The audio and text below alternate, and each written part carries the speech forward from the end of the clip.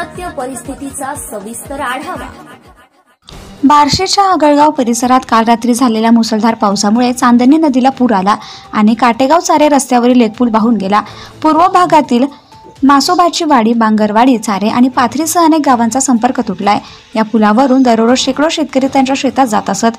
पूल कोसळल्याने शेतकऱ्यांच्या शेतातील कामात मोठा अडथळा निर्माण झालाय। शाळकरी मुले, रुग्ण आणि नागरिकांचा दैनंदिन प्रवासही विस्कळीत झालाय।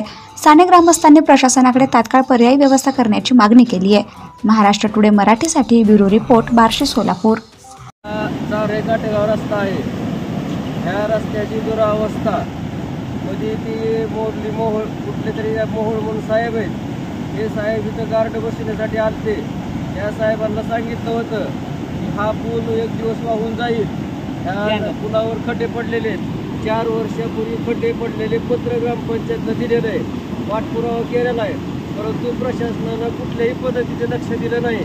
ह्या सर्वस्वी जबाबदार सार्वजनिक बांधकाम विभाग क्रमांक 2 जिल्हा परिषद हा जबाबदार असून आज अशी परिस्थिती आहे, ह्या भागातल्या 200 ते 250 शेतकऱ्यांची जनावरं, वासरं ही रानामध्ये उपाशी आहेत। काल ही लोक रानात गेलेली नाहीत, काल खड्डे पडले होते, त्याच्यामुळं लोकांना जाता आलं नाही। आज तर अशी परिस्थिती झाली की पूलच वाहून गेलाय, जनावरं उपाशी आहेत। प्रशासनानं ह्याच्याकडे गांभीर्यानं लक्ष देऊन आमच्या जनावरांच्या चाऱ्याची, पाण्याची व्यवस्था करावी आणि हा पूल तात्काळपणे दुरुस्त करून आम्हाला होणाऱ्या त्रासाला शासनानं जबाबदारी धरून हा पूल तात्काळ मंजूर करून आताच्या आता 2 दिवसात आमची सोय करावी। आज जनावरांच्या चाऱ्या पाण्याची व्यवस्था शासनानं करावी। आमच्यावर आता उपासमारीची वेळ आली आहे, जनावरं पण उपाशी आहेत, दूध नाही, धारा काढलेले नाहीत, घरी दूध नाही, चहाला भाकरीवर खायला दूध नाही, तर शासनानं तात्काळ आमच्या धाराची सोय करावी। एवढे बोलून ठेवायचे 2 शब्द संपवतो।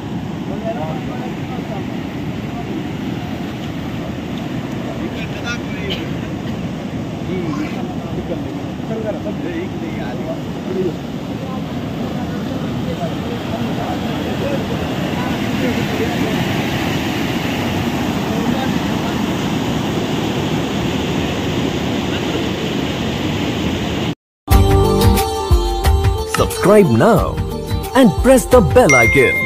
Never miss an update.